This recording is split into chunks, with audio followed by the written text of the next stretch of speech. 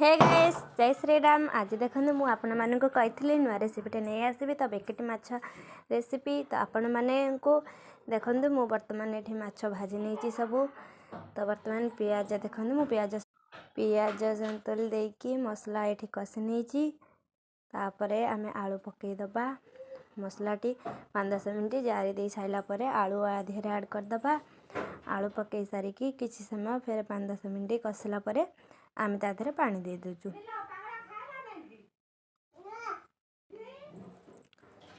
मुठे आलू पकई नहीं तो पकई नहीं भल के 5 मिनट घाटी दे सारा परे ता देहरे मु पानी ऐड कर देजी।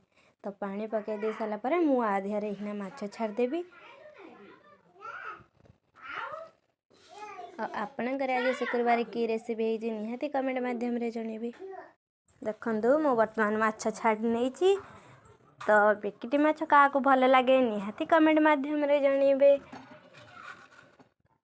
आमर तो आज बेकेटी माछ रेसिपी।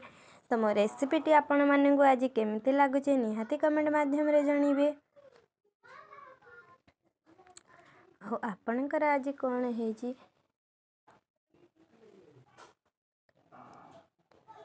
मो वर्तमान माछ दे सारी देखो मो माछ तरकारी हो जाइए। ताको ओल्हे नहीं कि मुझे गरम मसला टिके आ धनिया पत्र तरकारी टी सजे नहीं देखो कौ भली। आ मो भिडटी जदि भल लगी गोटे निहाती कमेंट रे गोटे लाइक कमेंट शेयर सब्सक्राइब निश्चिंत भाव करेंगे। रहुची जय श्री राम।